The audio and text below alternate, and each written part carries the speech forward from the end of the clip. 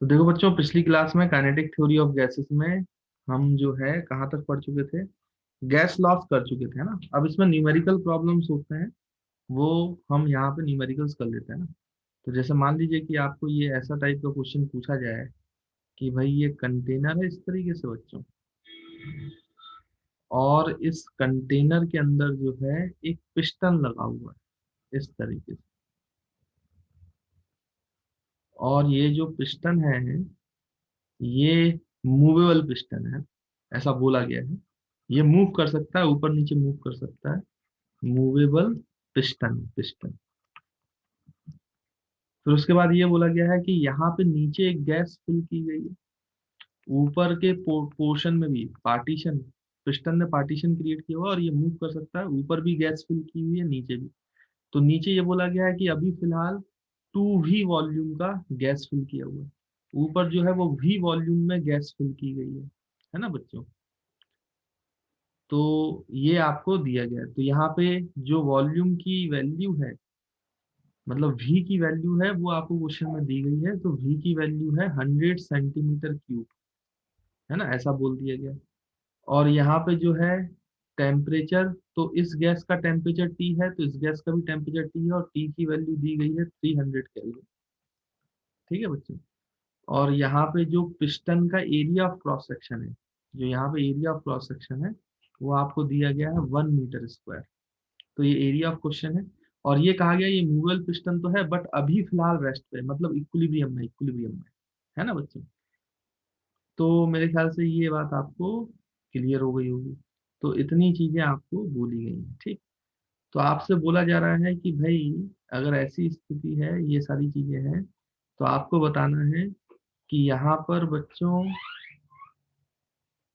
Piston का मास क्या हुआ। Find the mass of piston ना, क्वेश्चन पूछा गया है। Find the mass of, find the mass of piston. तो पिस्टन का जो है आपको मास बताना। अब देखो बच्चों, इसमें एक और चीज दी गई है, वो भी यहाँ पर मैं आपको बता दूं। जो ये नीचे वाला गैस है ये 3 मोल्स है, 3 मोल्स, है ना बच्चों। और ऊपर वाली गैस के जो है वो 5 मोल्स है। तो ऊपर वाले चैम्बर में 5 मोल्स ऑफ गैस है, नीचे वाले चैम्बर में जो है वो 3 मोल्स ऑफ गैस है। अब आपको पिस्टन का मास निकालना है, ये क्वेश्चन है। तो देखो कैसे दिया गया है ये, इसको कैसे निकालेंगे वो मैं आपको बताता हूँ। तो देखो बच्चों, इसका सॉल्यूशन करेंगे अब हम। तो यहाँ पे लिखेंगे सॉल्यूशन। अब देखो सॉल्यूशन कैसे करेंगे, ये जो पिस्टन है बेटा, ये तो रेस्ट पे है, मतलब इक्विलिब्रियम में है ना। ये पिस्टन जो है वो इक्विलिब्रियम में है। तो अगर इसका मास m है, तो यहाँ पे फोर्सेस बना लो आप। तो mg जो है वो नीचे लग रहा होगा। अच्छा, नीचे लेट सपोज ऊपर वाली गैस का प्रेशर P1 है, तो इस प्रेशर P1 की वजह से नीचे फोर्स लगाएगा P1 इंटू एरिया। और ये नीचे वाली गैस का मान लो प्रेशर P2 है, तो ये ऊपर की तरफ फोर्स लगाएगा, that is P2 into area of cross section. यानी मैं यहाँ पे बनाऊं तो FBD बनाएंगे अगर हम, तो mg फोर्स नीचे लग रहा है, नीचे वाले सरफेस पे ऊपर की तरफ फोर्स लग रहा है, that is pressure P2 into area. और ऊपर वाली गैस से नीचे की तरफ लग रहा है, that is P1 into area. अब आप ध्यान से देखो, तो ये पिस्टन अगर रेस्ट पे है तो फोर्सेस जो है वो आपस में बैलेंस कर रहे हैं। नेट फोर्स 0 हो गया है, तो हम इसको अप्लाई कर देते हैं बच्चों। नेट फोर्स 0 हो जाएगा, तो इसका मतलब नीचे वाले forces that is P1 into area plus mg which is equals to P2 into area. अब मास तो निकल आएगा, कोई दिक्कत की बात नहीं है, लेकिन उसके लिए हमें P1 P2 की वैल्यू चाहिए होगी, है ना। P1 P2 की वैल्यू कैसे निकालेंगे बच्चों। तो हमारे पास क्योंकि आइडियल गैस इक्वेशन हमारे पास है, तो हम P1 की वैल्यू लिख सकते हैं।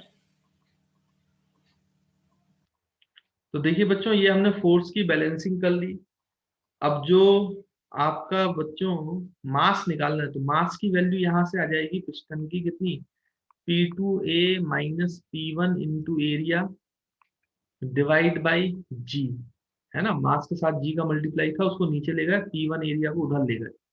अब यहां से देखो तो मास की वैल्यू जो है, एरिया कॉमन आ जाएगा, तो इसको लिखा जा सकता है P2 माइनस P1 अपॉन जी, और ब्रैकेट के बाहर एरिया। लेकिन अब दिक्कत यह है कि P1 P2 भी तो नहीं पता है, P1 P2 निकालना पड़ेगा। तो कैसे निकालेंगे? तो उसको निकालने के लिए हम यहाँ पे आइडियल गैस इक्वेशन का यूज करेंगे। आइडियल गैस इक्वेशन, तो आइडियल गैस इक्वेशन होता है PV is equal to NRT. तो P1 निकालना है, तो P1 के लिए क्या करना पड़ेगा भाई? N1। तो देखो N1 की वैल्यू 5 मोल्स है और N2 की वैल्यू जो है वो 3 मोल्स है। तो हम इसको लिख सकते हैं N1 इंटू आर कॉन्स्टेंट है और टेम्परेचर दोनों में सेम है T, डिवाइड बाई वॉल्यूम। तो वॉल्यूम इसका V है, फर्स्ट वाली गैस का, ऊपर वाली गैस का। तो ये P1 की वैल्यू आ गई। एंड P2 आप निकाल सकते हो आइडियल गैस इक्वेशन लगा के, number of moles N2 into R universal constant into T upon volume. तो इसका वॉल्यूम 2 ही है, देखो नीचे वाले का वॉल्यूम 2 ही है। अब ये वैल्यू यहाँ पुट कर दो, तो मास ऑफ पिस्टन आ जाएगा बच्चों कितना? P1 P2 minus P1। तो P2 जो है वो कितना है बेटा? N2 बाई 2 है ना बेटा, N2 by 2, RT by V और RT बाई V ये भी कॉमन आ जाएगा। And this will become N1 minus N1 into into यहाँ पे ये RT बाई V और multiplied by area upon g, multiplied by जो है ये एरिया अपॉन जी। अब देखो बेटा, इस इक्वेशन को सॉल्व कर लेना। इस इक्वेशन को जब आप सॉल्व कर लोगे तो जो आपका आंसर है वो आ जाएगा, है ना? तो मेरे ख्याल से कोई दिक्कत नहीं होगी, आराम से आप जो है आंसर जो है निकाल सकते हैं, है ना बच्चे?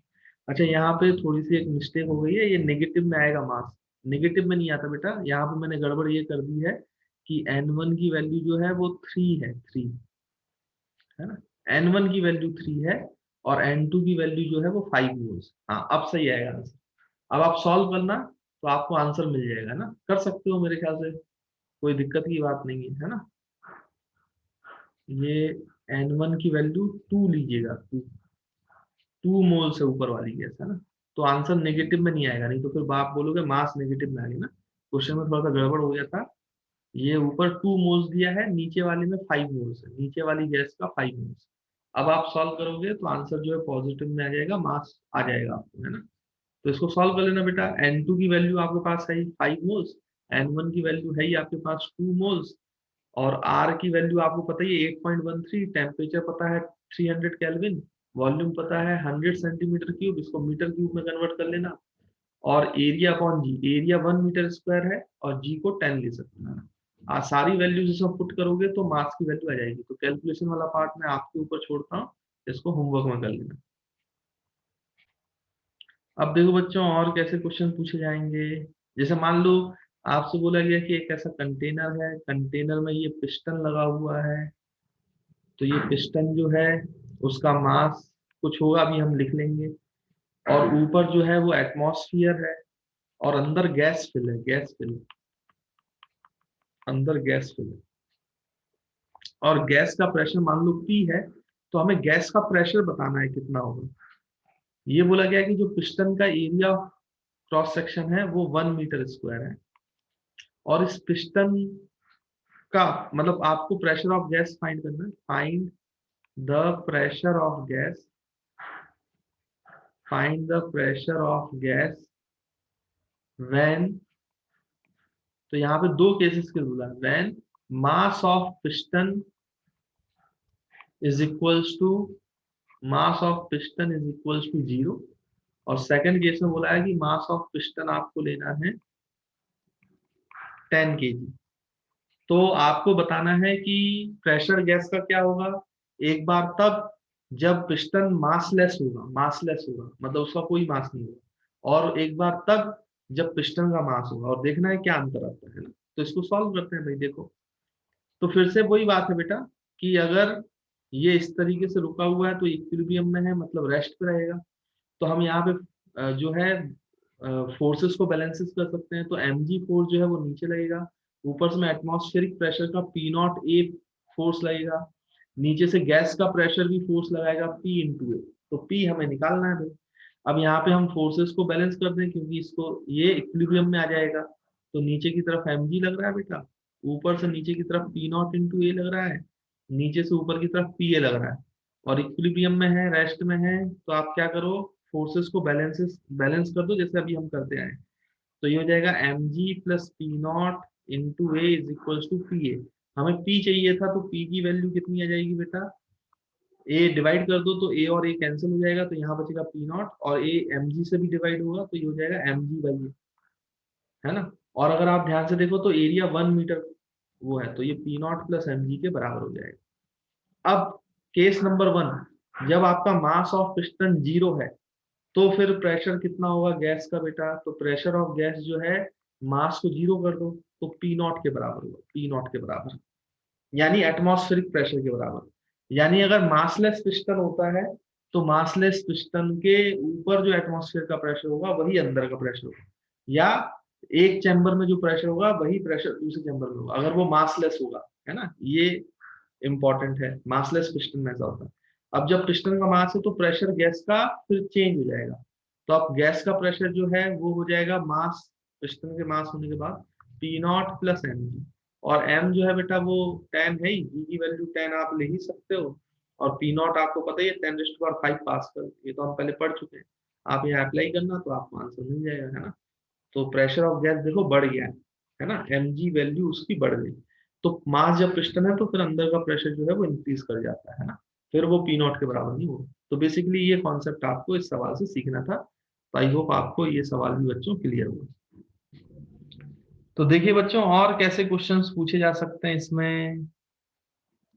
तो मान लीजिए कि आपको ऐसा क्वेश्चन पूछा गया है, बोला गया है कि कंटेनर है ऐसे, कंटेनर में एक छोटा सा होल कर दिया गया, और जब कंटेनर में होल किया गया तो अंदर गैस थी, अंदर गैस थी, और अंदर गैस थी, बाहर पे तो एटमॉस्फेरिक प्रेशर था, लेकिन अंदर गैस का जो प्रेशर था वो 3p0 था, मतलब 3 गुना ज्यादा था एटमॉस्फेरिक प्रेशर से। वॉल्यूम v0 था बच्चों, और जो टेम्परेचर था गैस का वो 300 केल्विन था। अब आप खुद सोचो, जब अंदर का प्रेशर ज्यादा है बाहर का प्रेशर कम है, और अगर आपने होल कर दिया तो यहाँ से गैस एस्केप कर जाएगी, एस्केप कर जाएगी, बाहर निकलेगी ना, बहुत तेजी से गैस बाहर निकलेगी। तो यहाँ से गैस जो है, gas escape from hole, escape from hole.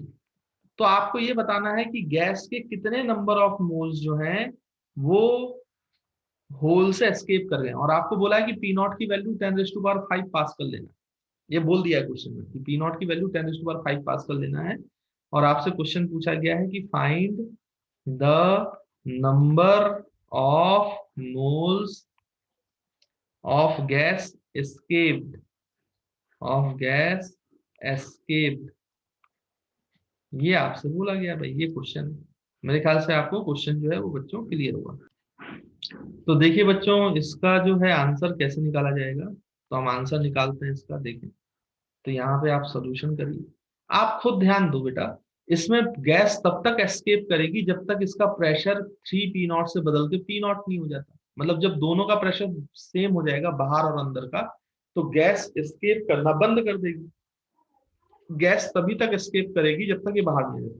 तो सोचो, जब गैस एस्केप नहीं कर रही थी तो इसका कुछ इनिशियल नंबर ऑफ मोल्स होगा, ni is the initial number of moles, initial number of moles.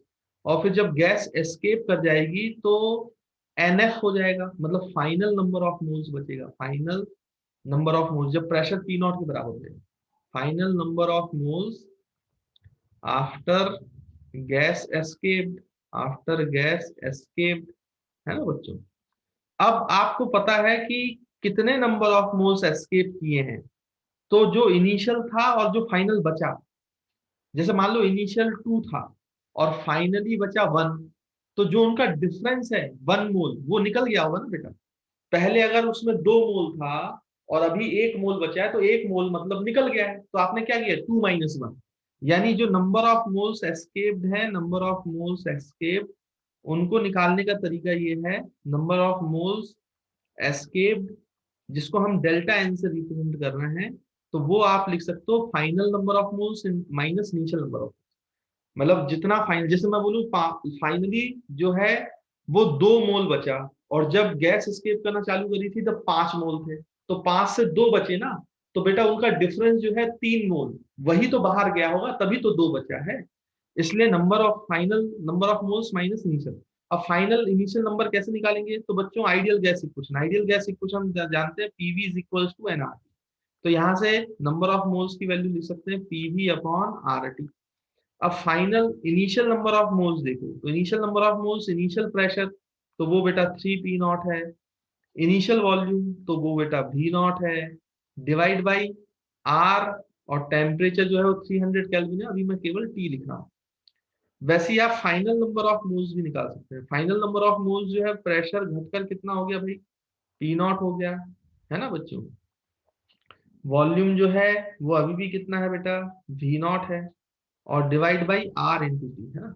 मैंने थोड़ा सा यहाँ पे गड़बड़ कर दिया है, इनिशियल ज्यादा होगा फाइनल कम होगा ना बेटा, तो इनिशियल माइनस फाइनल करना पड़ेगा। जो वो है, जैसे मैंने आपको बोला इनिशियली 5 मोल थे और फिर 2 मोल बचे, तो 5 - 2 करो ना, इनिशियल माइनस फाइनल, तो वो आपका नंबर ऑफ मोल्स एस्केप है ना। तो इनिशियल ज्यादा होगा फाइनल कम होगा क्योंकि निकल गया, तो इनिशियल माइनस फाइनल करना पड़ेगा। तो number of moles escape delta N अब आप निकाल सकते हो, initial moles minus final number of moles जो बचे हैं। इनिशियल नंबर ऑफ मोल्स कितना है बेटा देखो, तो 3p0 v0/rt।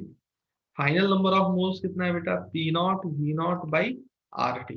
तो देखो 3 - 1 हो जाएगा, तो ये बचेगा 2p0 v0/rt। तो दिस इज अवर आंसर। और फिर बाद में आप यहाँ पे जो है बच्चों वैल्यूज भी डाल सकते हो। p0 की वैल्यू जो है 10⁵ पास्कल है, v0 की वैल्यू दी नहीं तो v0 के टर्म्स में आ जाएगा आंसर।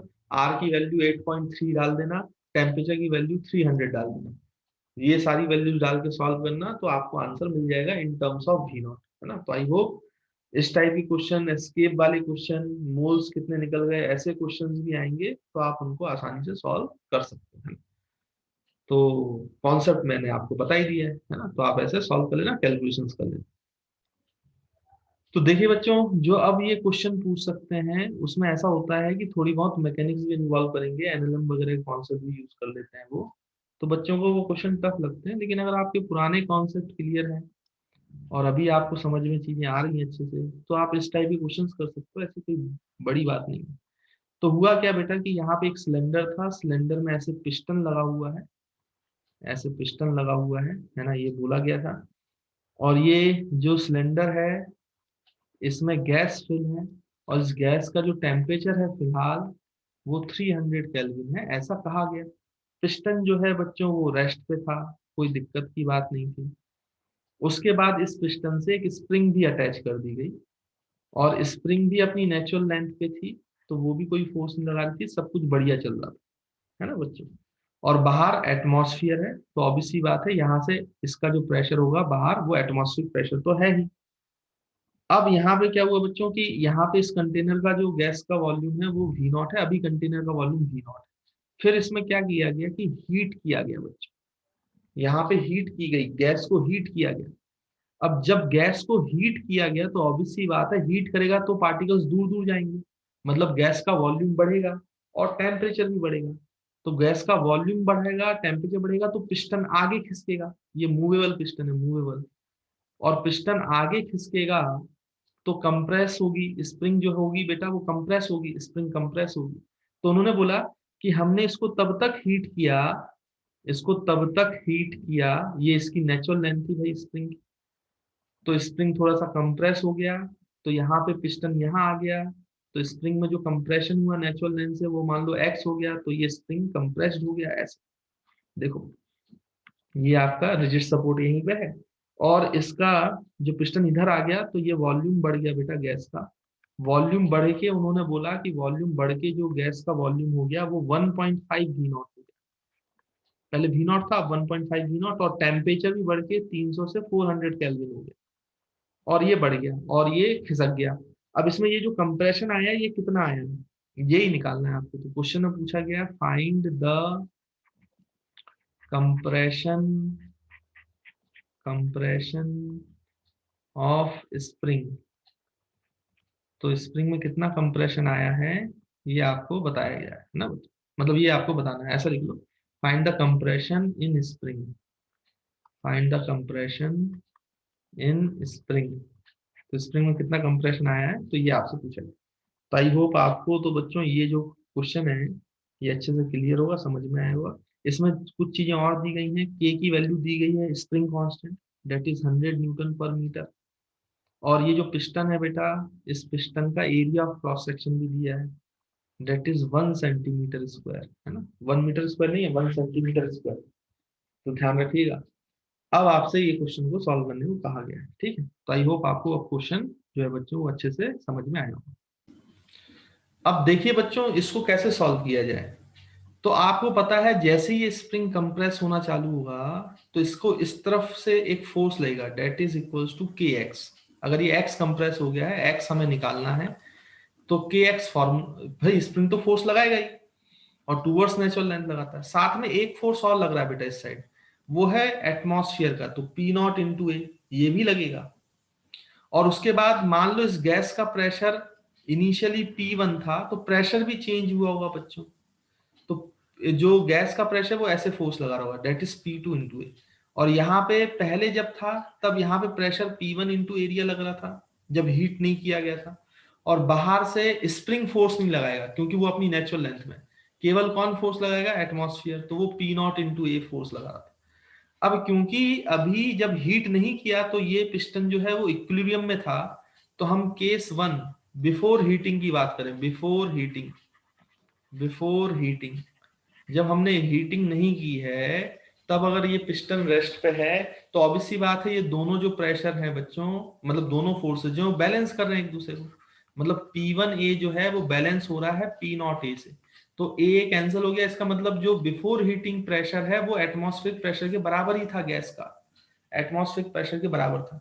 अच्छा, एटमॉस्फेरिक प्रेशर के बराबर था तो आप नंबर ऑफ मोल्स निकाल सकते हो, आइडियल गैस इक्वेशन लगा लो।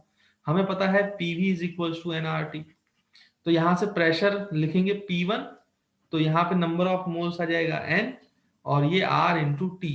टी और R आपको पता होता है ना, T 300 केल्विन दिया गया है। V जो है वो किसके बराबर है बेटा, V नॉट, है ना। तो हम यहाँ से N की वैल्यू निकाल सकते हैं, तो N की वैल्यू कितनी आ जाएगी भाई, या फिर इसको ऐसे ही लिखे रहने, तो ये P1 जो है वो P0 के बराबर है, तो हम लिखेंगे P0 V0 is equal to nRT। तो देखो बेटा एक इक्वेशन है ये अपने पास, तो इक्वेशन नंबर 1 इसको रखे रहो। अब जहां यूज होगा पहले केस से बिफोर हीटिंग वाले से जो इक्वेशन आई है उसका हम यूज कर लेंगे। अब ना नेक्स्ट, अब हम देखें आफ्टर हीटिंग, हीटिंग करने के बाद क्या हुआ भाई, अब ये यहाँ पे इक्विलिब्रियम में, यहाँ पर, तो यहाँ पे बेटा ये सारे फोर्सेस लग रहे हैं, तो फोर्सेस बैलेंस कर रहे होंगे, तो जो P2A है वो किसके बराबर हो जाएगा, P0A प्लस के एक्स, P0A प्लस के एक्स के बराबर होगा। A से डिवाइड कर दो तो जो P2 है बेटा वो कितना आ जाएगा, P0, A डिवाइड होगा तो A कैंसल, प्लस के एक्स बाई ए, के एक्स बाई ए, तो ये के एक्स बाई ए आ गया। ठीक है, यहाँ पे ये चीज आ गई बच्चों। अब ध्यान से देखो, तो हमें एक P2 की वैल्यू चाहिए, तो P2 की वैल्यू कैसे निकालेंगे, तो P2 की वैल्यू भी आइडियल गैस इक्वेशन से निकलेगी। तो फिर से आइडियल गैस इक्वेशन निकालो आफ्टर हीटिंग के बाद, तो आइडियल गैस इक्वेशन लगाएंगे बच्चों, तो क्या हो जाएगा, देखो यहाँ पर इसको दूसरे कलर से लिख देते हैं P2, तो P2 इंटू V2, तो यहाँ पे V2 जो है वो कितना है बेटा, 1.5 V0 है ना। तो मैं यहाँ पे लिख देता हूँ, ऐसे लिख देता हूँ, P2 V2 is equal to nRT2। Temperature, pressure और वो बदल रहा है, नंबर ऑफ मोल्स नहीं बदलेंगे बेटा। पहले नंबर ऑफ मोल्स n थे, तो अभी भी नंबर ऑफ मोल्स n है, क्योंकि कोई भी गैस बाहर से अंदर नहीं आई है और अंदर से कोई भी गैस बाहर नहीं गई। P2 तो हमें निकालना है, V2 जो है वो कितना है बेटा, 1.5 V0 है ना, ये तो 1.5 V0 है, ये आपको क्वेश्चन में ही दिया गया है, तो यहाँ पे 1.5 V0 लिख लेते हैं। एन ये आर ये T2 जो है वो कितना हो गया बेटा, 400 केल्विन, है ना। तो यहाँ पे ये T1 है, यहाँ पे ये T2 है, तो अभी फिलहाल T2 लिख लेता हूं मैं। अब ध्यान से देखो बेटा, तो यहाँ पे NR की वैल्यू नहीं पता हमें, नंबर ऑफ मोल्स नहीं पता ना, N और R, तो N और R का प्रोडक्ट जो है वो यहाँ से लिख सकते हो आप, यहाँ से लिख सकते हो। देखो यहाँ से आप NR निकाल लो, तो यहाँ से NR का जो प्रोडक्ट है उसका रिजल्ट आएगा P0 V0 बाई T1। तो बेटा यहाँ पे रख दो, यहाँ पे रख देते हैं हम, तो ये हो जाएगा P2 इंटू 1.5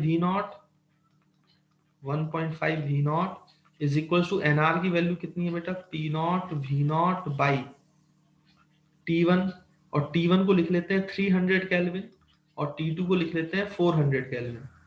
तो ये बेटा आपका कितना हो जाएगा 400 और ये कैंसल, और यहाँ से V0 और V0 कैंसल। तो देखो P2 की वैल्यू आ जाएगी बच्चों, ये 3/2 होगा, 3/2। तो 2 ऊपर जाएगा तो 4 इंटू 2 बेटा कितना हो जाएगा 8। मैं डायरेक्ट लिख रहा हूँ बच्चों, है ना, 8P0। 3/2 होगा, 2 ऊपर जाएगा तो 4 इंटू 2 जो है वो 8 हो जाएगा, और 3 नीचे जाएगा तो 339, तो 8/9P0, 8/9P0। तो देखो बच्चों ये क्या आ गया आपका 8/9P0, ये आपका P2 आ गया, प्रेशर 2। अब इसको उठा के आप इस इक्वेशन में रख दो, दिस इज इक्वेशन नंबर 2। तो P2 की वैल्यू इक्वेशन 2 पे रखो, इक्वेशन 2 पे रखोगे तो ये आएगा 8P0/9 is equals to P0 plus kx into A. तो P0 को उधर ले जाओ तो kx की वैल्यू आ जाएगी kx upon a is equals to बच्चों 8/9 माइनस P0, है ना, माइनस जो है यहाँ पे आप इसको P0 कर देना, P0। अब इसको बेटा सॉल्व कर लेना, x नेगेटिव से घबराना नहीं, उसका मैग्नीट्यूड ले लेना, एरिया और k की वैल्यू भी है वो लिख देना, और P0 10⁵ ले लेना, और इसको सॉल्व कर देना तो x की वैल्यू आ जाएगी, x की वैल्यू आ जाएगी, है ना। नेगेटिव हो तो उसका मैग्नीट्यूड ले लेना, है ना, तो x आ जाएगा कि कितना कंप्रेशन है। तो इस इक्वेशन को यूज करके आप लिख लोगे, आंसर निकाल लोगे, है ना। और बच्चों यहाँ पे बात कैलकुलेशन है तो वो आप कर सकते हो, वैल्यू सारी दी गई, तो इसको सॉल्व कर लीजिएगा तो कंप्रेशन इन स्प्रिंग आ जाएगा।